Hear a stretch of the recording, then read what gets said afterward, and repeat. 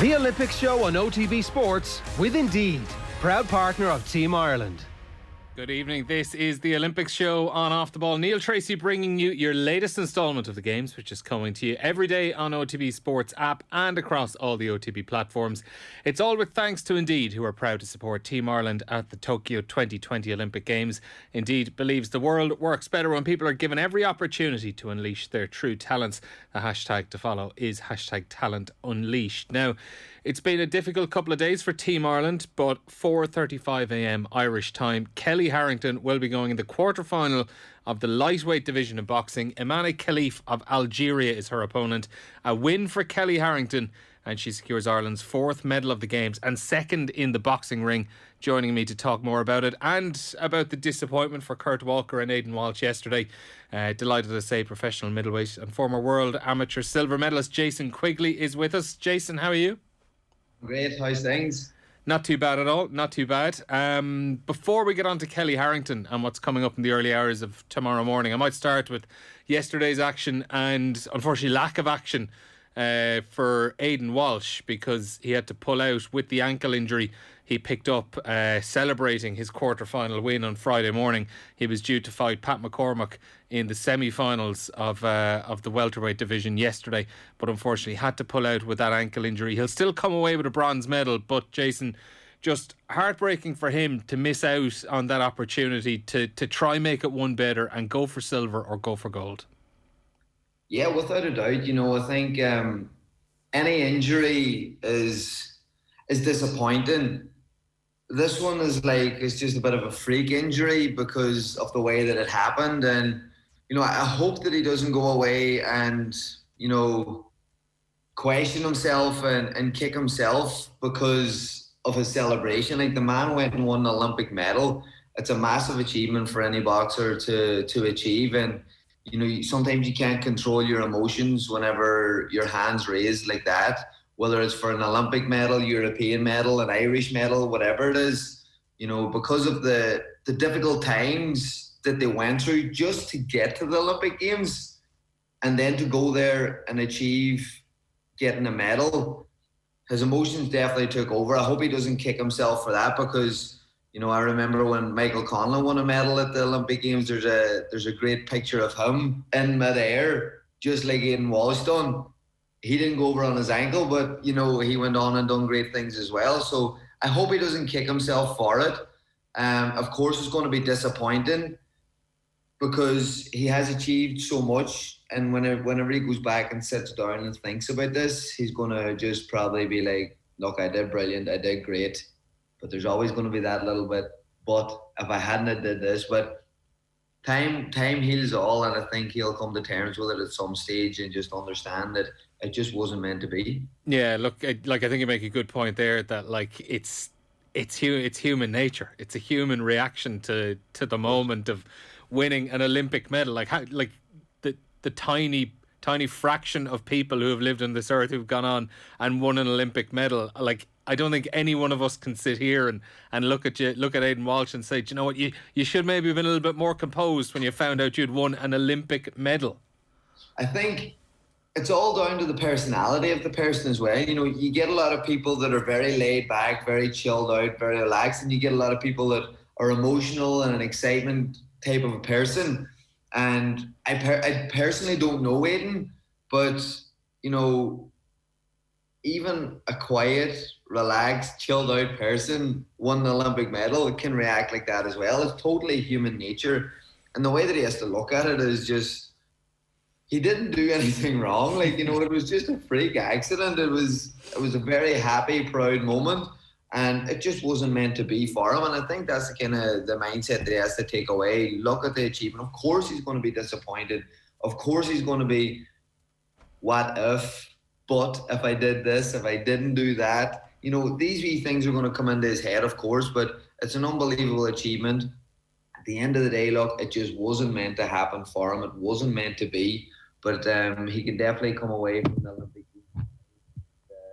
The one proud man of getting Ireland's first medal in boxing and getting the ball rolling and getting that excitement going for Kelly as well in her next fight. Yeah, it certainly is. And look, he gave us a huge amount of enjoyment and a huge amount of excitement over his few fights, and I can only imagine the ankle must have been pretty bad because, like, I'd imagine he would have been wanting to push through as much pain as he could possibly tolerate to get through that semi-final.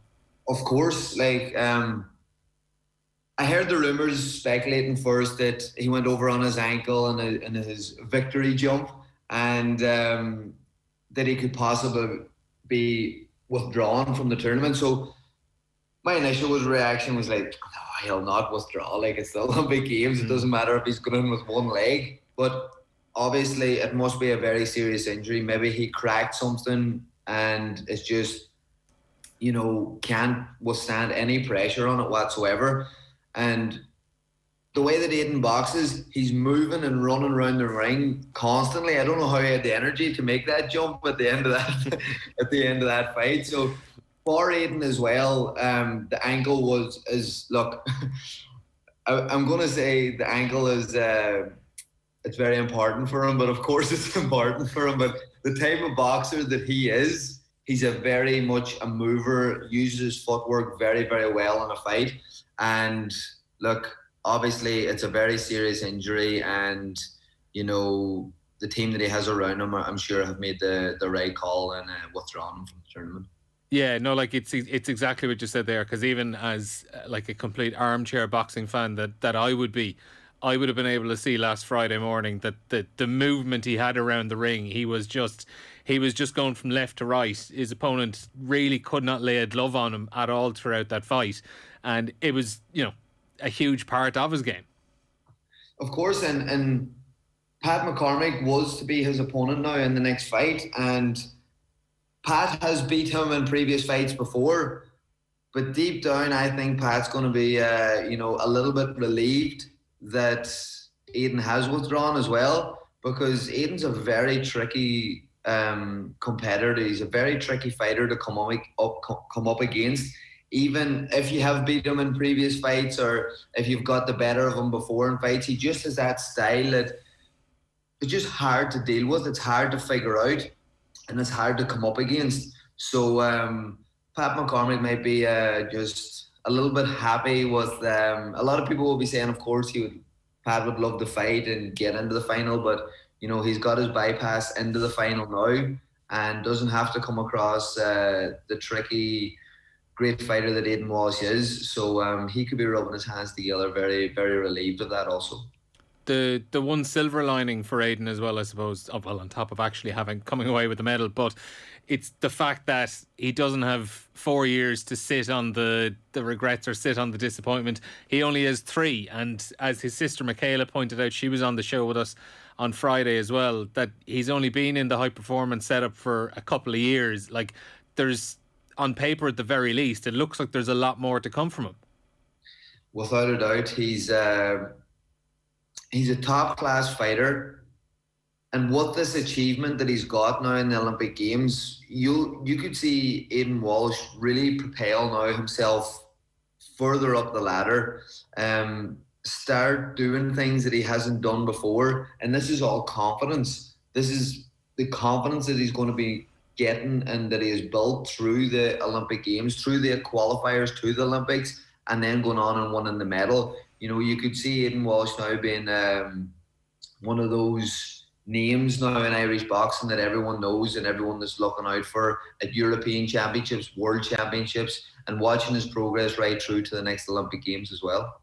Yeah, it certainly is. And that was just the first of 2 blows for Irish boxing on the night. I hadn't actually realised it at the time. I'll tell you now, I had decided I was going to take an early night because I was going to get up and watch Aiden and watch Kurt Walker as well. And I think the Aiden Walsh news came in at about 11 or 11:30. I'd just gone to bed slightly before that. So I got up, I watched Kurt Walker's fight, all disappointed. And then I was saying, okay, look, at least we've Aiden Walsh coming up now in a few minutes. And then it was someone on RT, I think, just kind of casually referenced Aiden Walsh having to pull out with the ankle injury. And I was going, oh, you're joking me. So it was the double blow for Irish boxing, unfortunately. Kurt Walker, beaten by Duke Reagan of the USA. It was a split decision, 3-2 in the end. Fair call, Jason? Look, whenever you get to that level and, you get 2 fighters that are at world class, elite operators, and they come up against it. They give it their absolute all. Personally, and in my opinion, I thought Kurt did enough to win that fight. The first round obviously went against him, but I thought the second and third round, Kurt did enough to take the victory. And I thought he put in a great performance, performed really, really well in that fight.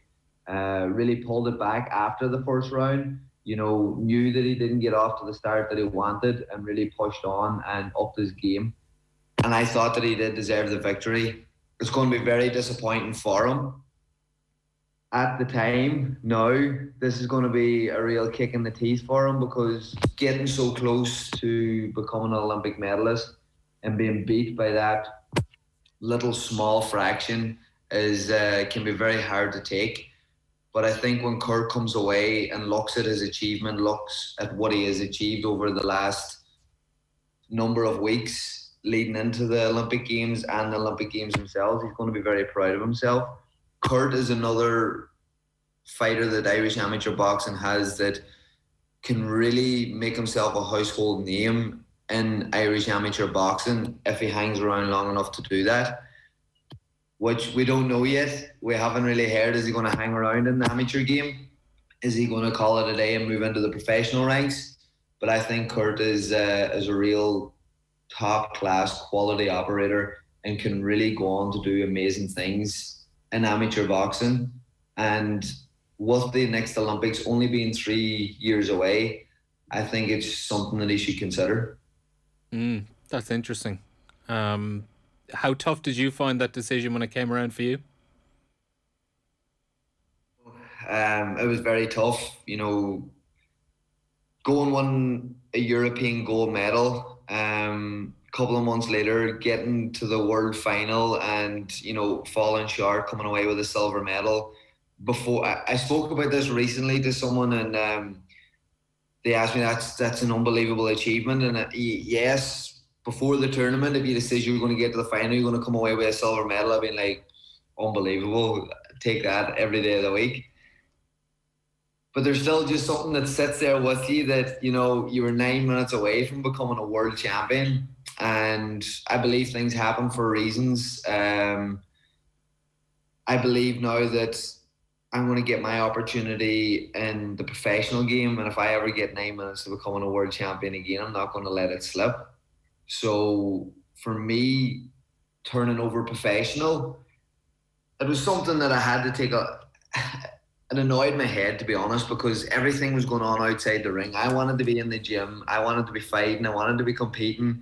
This was strange for me, because I was kind of in limbo, whether I was going to stay amateur, whether I was going to turn over professional. And I just wasn't doing what I wanted to do. But at the end of the day, the reason and the purpose that I turned professional was I watched Marco Antonio Barrera win a world title whenever I was a kid, and that was the reason I turned professional, or that was the reason why I got into boxing in the first place. And my dream and goal is always to become a professional world champion. So that was basically it. Like, that was what it all came down to. I hadn't a clue what to do, what decision to make, but when it all came down to it, I kind of look back to when I was a kid and why I started this sport and why I got into it, and that's what put me over the edge then, and made me make my mind up of turning professional. But it's a very, very hard decision, and I feel for these fighters now that have gotten so far in the amateur game, that Kurt was so close to becoming an Olympic medalist. Is he going to hold off and maybe wait to the next one to try and become an Olympic medalist, or is he just going to go on ahead and be like, right, I've had enough of this amateur game, let's get into the professional game? It's a very tough decision. It is, yeah. Before I'll come back to Kurt Walker's actual fight, just another question on like your own journey and your own decision of turning professional back in 2013. Was it one you sat on for a long time thinking about, or was it a fairly short process of thinking about it and like a gut feeling, I'm going for it? Yeah, it was a long process. As I said, like, there was a lot of back and forth with different promoters, different management teams, with Irish High Performance, Billy Walsh, and it was a difficult one. It really, really was, because I had really cemented my place on the national team, because for years I was fighting, to become number one, and I was fighting to get into that key position on the national team. And that year in 2013, I cemented my place as number one. And, I was a massive hope to go on and become an Olympic medalist in Rio. And yeah, it was difficult. It really, really was. There was a lot of back and forth chats with people, a lot of sleepless nights, a lot of things doing as well, trying to take my mind off it, because my head was just being deep. Like, I was like, what do I do here? Because I really would have loved to have gone to the Olympic Games, but I knew that I was in a great position to turn professional after what I had already achieved. And I looked at it and I came down, I went to the European Championships, I won a gold medal. I went to the Worlds and I won a silver medal. I represented Ireland on numerous multi-nation tournaments and came away with plenty of gold medals. And I felt as if I wore the vest and represented it well and proudly. And I thought, I'll just give it a rattle now, I'll go professional. This is the main reason why I started this game. And that was literally one night I couldn't make up my mind, and I needed to get back in the ring. I needed to get back training. And that was the question I asked myself. I just sat down one night, peace, quiet, and I just says, what do you want to do, Jason? And just went back to that time when I was a young kid watching that fight, and I got goosebumps for the first time in my life as well watching it. And I was like, this is what I'm going to do. And I made the decision. And of course, going to Los Angeles and signing with Golden Boy was very appealing. You know what I mean? It was going from Donegal to Hollywood. It pushed me a little bit as well. But yeah, look, it was a very difficult decision. And, I feel for a lot of the fighters now as well that it's an unbelievable position to be in, to have the opportunity and to have the people wanting you to turn over professional. But also, I know Kurt as well. Kurt was just being brought into the team whenever I was peaking in the Irish team as well. And he's a lovely fellow, Kurt. And, got on really, really well with him and loved watching his progress through the years as well. And, I think that he's at that stage where he can really, really go on and do some special things in amateur boxing. And just the professional game has such an appeal with the big shows and the bright lights and, all these different things that the media hypes it up to be. But look, at the end of the day, they just have to sit down and ask themselves that question as well. Why did you get into the sport, and what's going to make you most happy? Because what you're most happy at and what you're most enjoying the best, that's what you're going to succeed at. Of course, he might not know exactly what the professional game is all about and how he's going to feel about it. It's definitely going to be an unknown territory for him. But you really have to sit down and ask yourself some serious questions now. So good luck to them all. Yeah, I'm sure it's an incredibly tough decision. Before I move on to Kelly Harrington, I do want to just bring up someone you mentioned as part of your decision process and the people you spoke to, and someone I saw you even tweeting about there just before you came on with us, Billy Walsh. He spoke about how tough it was having to see Kurt Walker lose that, Billy Walsh masterminding the victory for Duke Reagan, because Billy was the man. He says that he was the one that brought Kirk into the high performance setup, and as you said in your tweet, one of the best in the business. Without a doubt, I think Billy was getting a little bit emotional in that interview that he done as well, and I felt it. I could feel Billy's unbelievable. The heart and the passion that he has for the sport of boxing, for Team Ireland, his country, is something else. And through the years, Billy has really, he brought me into the team at a very young age as well, and really helped me grow and helped me progress in my amateur career. And Billy has a real connection with a fighter. He can really make things hit home for you, and he can really get that extra couple of % out of you that not everyone can do. And Billy's he's a very special coach. He's a very special trainer. He reminds me a lot of Alex Ferguson in his way. Like he seems to just have that something special about him. And I can't thank Billy enough for what he's done for me through the years. And I think he's you could see in that interview, how much he misses Ireland. Like, how much he would love to be representing Ireland. Like, you know what I mean? Winning medals for his country. And, you can see that, that void in him. And, I've seen some of the hard times that he's had and some of the talks that he's had with us as a team, of the difficult situations that he had to go through.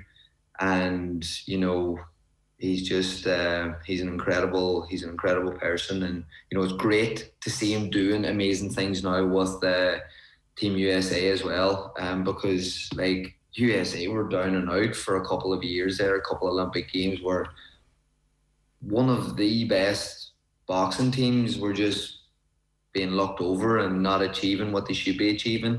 And Billy has really brought that spark back to him, and I'm not surprised, but he's really brought that spark back to them now, and it's great to see him doing so well with them. Yeah, he's shown it was no fluke what he did in Ireland. Not that anyone was thinking it was.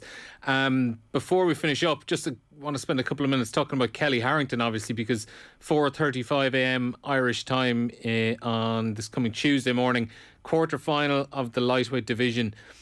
Jason, along with like Paul O'Donovan and Fintan McCarthy in the rowing, Kelly was, from an Irish point of view, she wasn't like just a medal hope. She was one of those medals that I think a lot of people have been expecting. So there's a lot of pressure on her. Now, I know she's ranked number one for a reason at the same time. Yeah, she has that weight to carry now, as she's very popular. She's kind of like the poster girl now for Irish women's boxing, and she's carrying it very well. She's handling herself very well. She's been very responsible, very respectful, in carrying that banner, and she's proven it in the ring also. She is a special talent, inside and outside the ring. She's doing great things, and yes, taking away the expectation everyone in Ireland has of her now of being a medal hope at the Olympics for us. It doesn't matter what tournament you're in, coming to that quarter-final stage and being one fight away from medaling.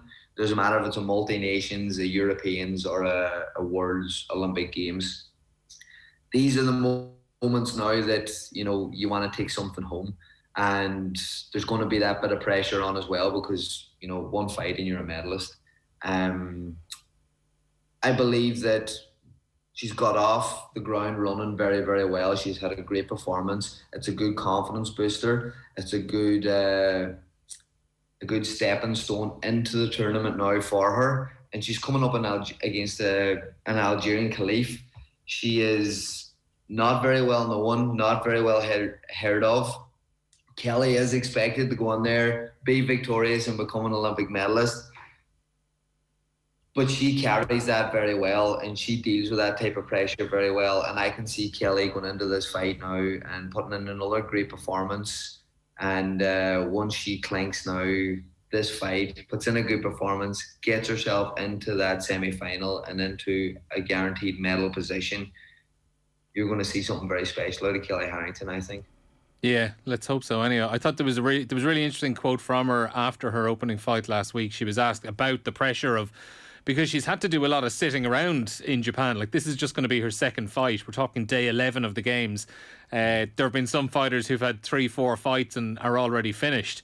But she said, there's no point staying focused all the time. I started focusing today on the fight. I'm fit and I'm sharp, and I have the coaches there and my own club, Noel Burke, at home as well, keeping me focused. I probably hadn't really thought so much. I would have had it in my head that, an athlete sitting in the Olympic Village, they're tuned in non-stop all day waiting for the moment. But kind of with Kelly, she's talking about how she's able to just kind of go about her business for a couple of days, and when the time arrives, she's into fight mode again. That is the key. you can see fighters get very fatigued. Athletes get very fatigued throughout the games and throughout a tournament. And the hardest part is switching off, because you're around that environment all the time. You're around that environment of people competing, making weight, ups, downs, people running around with a gold medal, people missing out on a gold medal. And you have to switch yourself off from that, and you have to, exactly what Kelly is doing. And I'm so happy to hear that, because it just shows what great mindset that she's in. And how confident that she is, because if you're not very confident in yourself, you're going to be switching on thinking, how am I going to beat this girl? What am I going to do? How am I going to get there? This is for a medal. But Kelly knows the ability that she has. She knows the potential that she can reach. And she's very, very confident in herself. I can tell by that quote, because she's sitting back, she's relaxing. She's not thinking too much about it. She knows she's got a job. She's got to get in there, take care of business. But for now, let's relax. There's no point in me getting hyped up now and, wasting emotional energy, mental energy, and fatiguing yourself. Kelly is she's in a very great mindset, obviously in a great physically position as well. And really looking forward to her fight now. I think it's going to be a great lift for Ireland if she can get in there and do the job. Yeah, and hopefully another medal to the count for Ireland as well. Jason Quigley, pleasure as always speaking to you. Thanks for joining us. Lovely stuff. Thank you. Jason Quigley there, speaking to the OTB Olympics show ahead of Kelly Harrington's fight. 4:35 a.m. tomorrow morning. She goes in the quarterfinal of the lightweight division against Imana Khalif of Algeria. So waiting to speak to us on the line is Clíona Foley. Before we bring in Clíona, I'll just give you a roundup of everything that happened with Team Ireland today at the Olympic Games in Tokyo. So we'll start in equestrian. Austin O'Connor and Colorado Blue secured a top 15 finish in the individual event final. Eventing final. They secured a 13th place overall in Tokyo. They picked up 4 faults in the final. In the team event, O'Connor, Sarah Ennis and Sam Watson finished 8th of the 15 finalists. On the athletics track, a time of 23.21 seconds wasn't enough for Phil Healy to progress to the semi-finals of the women's 200 metres. She was 5th in her heat, but that time of 23.21 seconds was a season's best time for her. 2 other Irish athletes missed out on a place in the women's 1500 metre semi-finals. Ciara McGeehan and Sarah Healy both failed to progress beyond their heats. McGeehan did reveal after the race, though, she'd been carrying a calf injury in the lead up to the games and hadn't been training for up to a week prior to the last couple of days. And also, unfortunately, Oliver Dingley's interest in the men's 3,000 metre springboard is over. Having qualified for the final in Rio 5 years ago, Dingley was 25th in the preliminary round today, and only the top 18 would have been advancing to the semi-finals. Now, as I said a couple of moments ago, Clíona Foley of Off the Bench and a regular contributor on Off the Ball is with us this afternoon to recap some of the bigger stories over the last couple of days. Clíona, how are you this evening? Good, Neil. How's the sleep deprivation going? Oh, it's been tough. I won't lie, Clíona, it's been tough. I hadn't planned last night to get up and actually watch anything, and I just naturally woke up at 2:30 in the morning, and it was another half an hour before I was back asleep again. It's been tough. I don't know how long it's going to take to get back to normal as well then. But that's what happens as well with the Olympics, is you get up or you stay up to watch one thing and then you end up watching something else, and even like the golf on Sunday, I just couldn't believe how engrossed I got in it, and it's amazing how you'll end up watching a random volleyball match or a basketball match and suddenly you can't leave it. Well, on that, I will point out one thing I've been looking forward to seeing, and I believe it's starting tomorrow, is the sports climbing. Have you ever seen this? No, I've only seen rock videos climbing. Of it. It is brilliant. I remember it was a couple of years ago. We were all sitting out in the office, and it was like the youth or junior Olympics were on Eurosport, and we were watching. They were debuting this ahead of it coming into the actual 2020 Tokyo Games. It's brilliant. Absolutely brilliant. It's like watching gladiators, except they're giving out Olympic medals at the end of it. It is, and actually there's a very good Irish climber, an ice climber, a woman called Emer McSwiggan from Tyrone, who a couple of years ago was looking at thinking about would she qualify. She lives out in Korea, And if you follow her on social media and you have a look at some of the stuff she does, it's amazing. But I remember interviewing her, she was saying this is completely different type of climbing because it's all about speed as well. And it is, as you said, gladiators is simply, but there's 2 or 3 different kinds of it. And the strength of these men and women, particularly in their hands and their arms, it's phenomenal. So again, yeah, that's going to be something we're all experts in about 2 days' time. Yeah, so anyone watching or listening at home, I'd absolutely encourage you over the next couple of days to try dig out some footage of this. Well worth watching. I'll come back to Team Ireland though over the last day or so, Clíona, because it's probably after the highs of maybe Wednesday, Thursday, Friday last week, we were all expecting a big Sunday as well, where we had a lot of people in medal contention, and for one reason or another things didn't really work out. And then this morning it was probably just another bit of a disappointing day. We had Ciara McGeehan and Sarah Healy in the heats of the 1500 metres, and you know, as we found out with Ciara afterwards, having to carry an injury over the course of the last week, hampering your chances of kind of being able to prepare properly for the race. It's just a hugely disappointing moment for her, considering how long she's been building up to these games. But you see, that's what I always say about the Olympics, Neil, is like you have to be right on this day once every, or 2 days, once every 4 years, or in this case, once every 5 years, you know, and you see superstars from all over the world who got injured and couldn't make it. And obviously, given everything she said afterwards, you know, they must have tried very, very hard. She tore her calf in her last pre-games training session. So it looks like the medics and the physios worked really hard on her to get there. And you could see it last night, like she was in a brilliant position. Everything she did was right, except when they kicked at 300, she couldn't go with them. And in the last 2 years, we've seen Ciara has a great finish. So it was clear there was something wrong. What I liked was her attitude afterwards. Like she was angry, you know, she was upset and she was angry. Not in a I'm not good enough, but in a kind of I should be there. And this is just really, really annoying. And I think, you know, the fact that the next Olympics are 3 years away, that's great. But I was also really impressed with Sarah Healy. You know, she's only 20. You know, she's been a European champion at Youth Olympics and junior level. But I was really amazed by her afterwards, because what really impressed me about her is like she was in this, you know, these women's 1500 heats are ridiculously hot and ridiculously crowded as well. They should have had an extra one in because the bodies were everywhere. But she was brilliant because, you know, it was like the attitude was you put to her, you know, oh, look at you've loads of time, you're only 20. And she came straight back and said, I might never be here again. You know, this might have been my shot. And I think that's really, really impressive to hear athletes with that attitude, you know, saying it doesn't matter really what age I am. If I got here, I'm good enough and I should be making the most of it. But she is, in fact, young enough and she still has a lot of strength. And 1500 is a strength race, you know. So I think we're going to see a lot more of her in future. She's a really, really impressive young athlete, physically and mentally. Yeah, I think she's probably a good example of, I think it might have been in one of the early Olympic shows we did, and I think it might have actually been yourself talking to Richie about it, how for a lot of Team Ireland, this is like the Olympic Games before the real Olympic Games. Yeah, and particularly because Paris is only 3 years away as well. You know, I think that'll really keep them sharp, if you like. You know, 4 years seems an awful long time away, and I know talking to Tom Barr earlier, and, you know, when you look at Tom Barr, there's where the luck and the bad luck can hit you. If Tom had run in the last heat, he was in the final. He ran the 7th fastest time, but he didn't make the top 8 final just because of the heat that he was in. You know, he didn't make the fastest loser then because he wasn't in the top 2.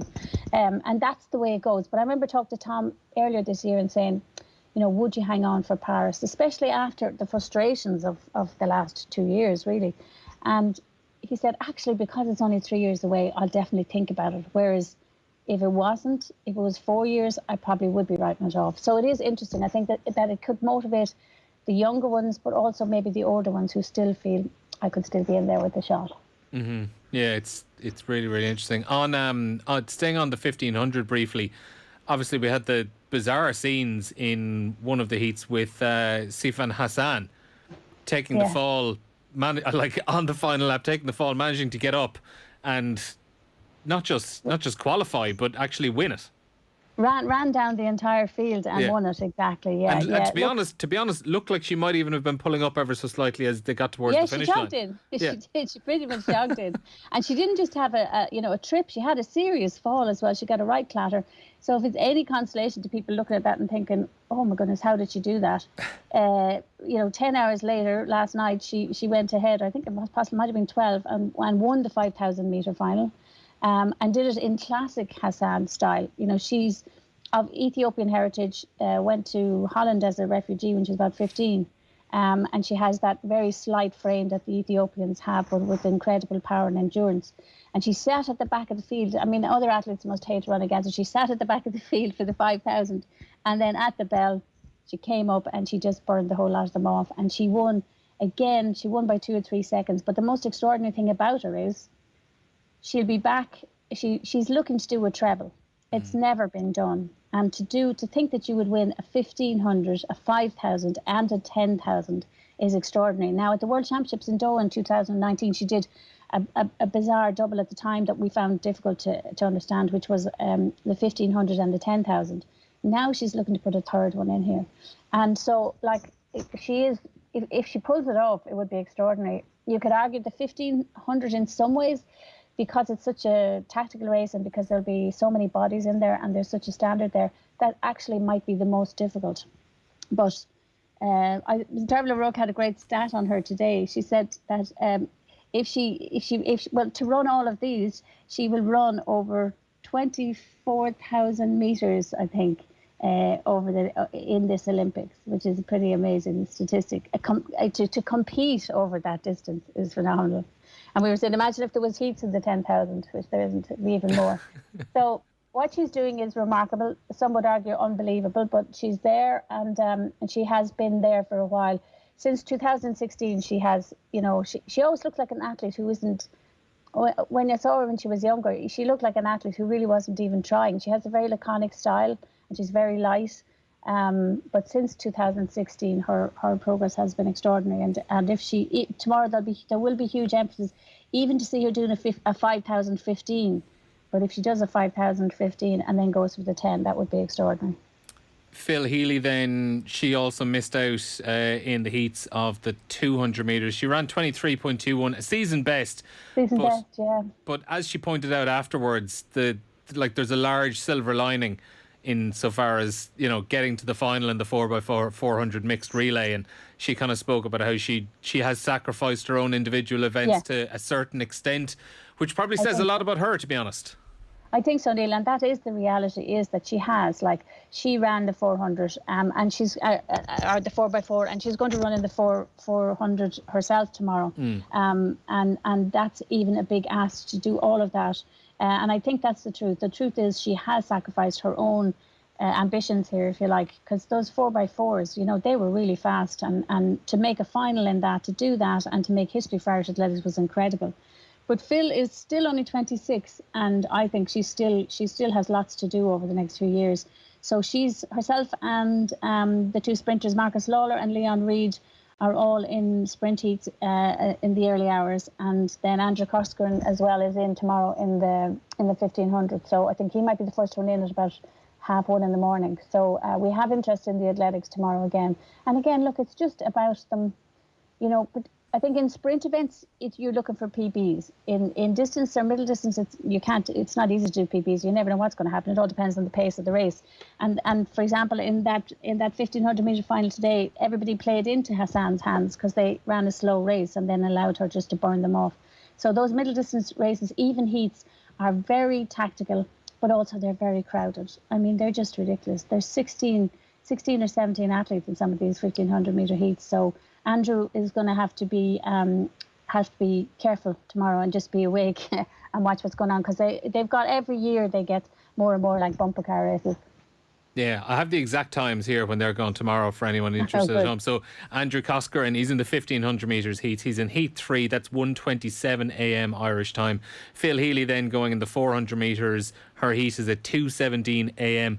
Marcus Lawler in the 200 metres. He's 3:45 a.m. And then Leon Reid is the last of the Irish on the track tomorrow. He's 3:53 a.m. in the 200 metre heats. I did also want to ask you, Clíona, about Oliver Dingley in the diving today. It was disappointment for him. He finished 25th overall. It was only top 8 who were going to be advancing. And for someone who was a finalist 5 years ago in Rio, like, I imagine it was hugely disappointing. Even reading the quotes from him afterwards, it was just tough to hear him speak like that, saying, I felt a bit useless. It was really, really heartbreaking.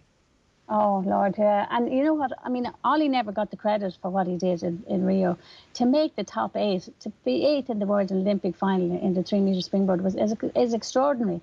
Now, he grew up in England and he would have been familiar and around the same area and trained at the round time. There's a guy called Jack Lower who's who made it through today, would be from his club, and Tom Daly, Ollie would have trained with all of those. So he transferred to Ireland. He's got a mum from Cork, but I really felt for him today. Do you know what happened to him?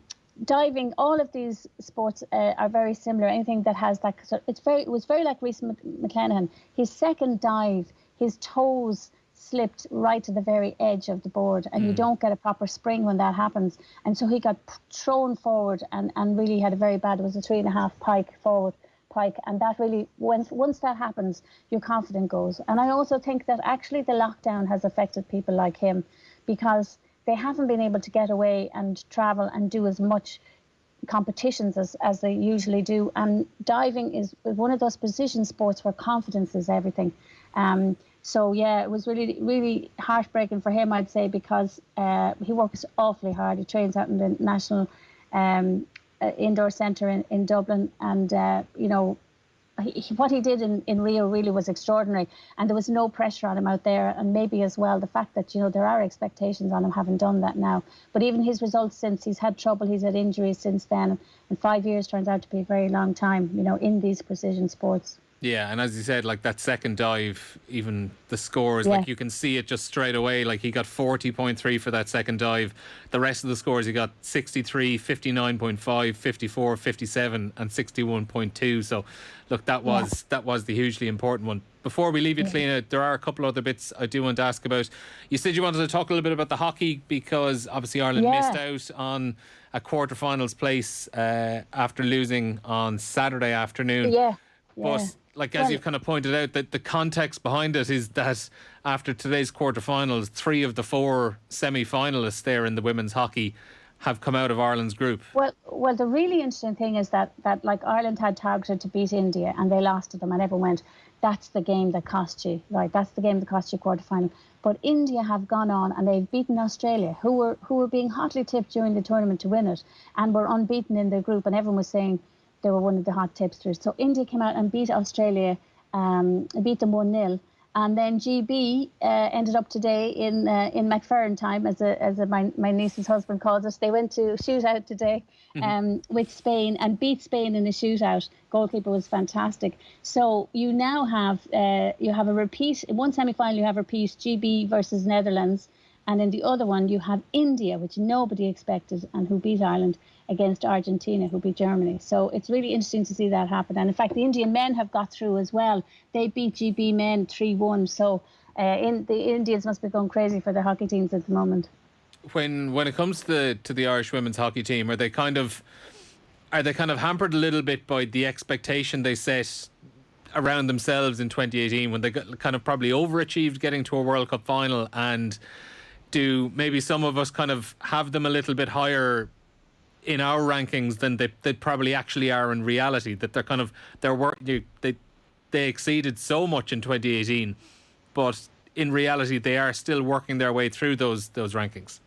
Yeah, they did. I mean, everybody knows that they overachieved incredibly well at that World Cup tournament to come home with silver medal, and that was phenomenal. I think they've had a few problems since they lost 3 key defenders. They lost the Bars and Zoe Wilson for this tournament, and Zoe Wilson was brilliant in that World Cup. So they lost some key defenders.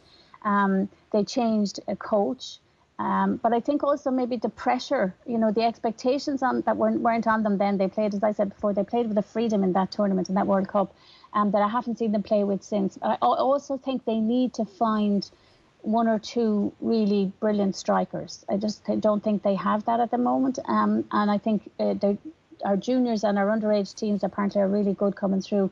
So I think that's probably going to be a big ambition now, is to find, because you've got to be scoring short corners. You know, you just have to be scoring them, and the percentage in short corners isn't enough. And that's one of the key parts of the game.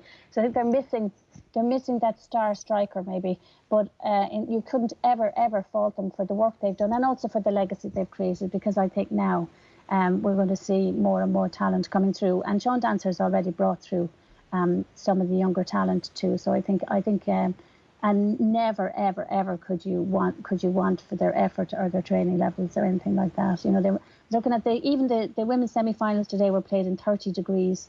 At the night finals in the track, they got a downpour and everybody was delighted, even though it looked dangerous. But the heat out there is incredible. Last thing I wanted to ask you, Clíona, and you mentioned golf right at the top of this conversation. I have been told you've got a suggestion for how the Olympic golf can be improved. Even though, as you said, you did love it yesterday, I really want to hear this. What is it? Well, I think it should always have been from the start. It should be a mixed event. Oh, okay. And I think it should be mixed match play. Could you imagine what it would be like if you had the best men and best women in the world playing together in pairs and you played in a match play format, which is essentially what we saw yesterday in the playoff, which was riveting. Wouldn't that be fantastic? Like, it would be totally unique to the Olympics. People would tune in just to see it. I just think that especially because the Olympic movement has got now so many mixed events. You know, in swimming and in athletics, they brought them in. So I think, and they've been a big hit. They've been a big hit in swimming and athletics as well. 100%. They've been fantastic to watch, especially when in those ones you can match women against men and look at the difference. You know, actually the swimming pool was fantastic. And you and because when that happens, you kind of don't really know where you are until you're getting to those last legs of like a relay or something. Yeah, you can also see in some of the swimming events as well, and in the running ones, you could see the physical difference between the men and the women, you know, and what the gaps they had to make up. But I think it would be brilliant in golf, and look at how fascinating it would be if we got to see, our best golfers, men and women against America's best golfers, men and women, or Spain's best golfers. Like, wouldn't it be truly unique? Yeah, it absolutely would. And I think even just in general, as you were kind of saying, the more of these mixed events, the better, because they have been hugely entertaining in the ones we've seen. Clíona, great as always. Thanks a million for joining us on the Olympics show. You're very welcome. Thanks, Neil. That was Clíona Foley on the OTB Olympics show, live at 5 o'clock every evening across the Olympic cycle over these couple of weeks. You'll get us on YouTube, Facebook, Twitter, and on the OTB Sports app. And all with thanks to Indeed, who are proud to support Team Ireland at the Olympic Games in Tokyo. Indeed believes the world works better when people are given every opportunity to unleash their true talents. And the hashtag to follow is Talent Unleashed. The Olympics show on OTB Sports with Indeed, proud partner of Team Ireland.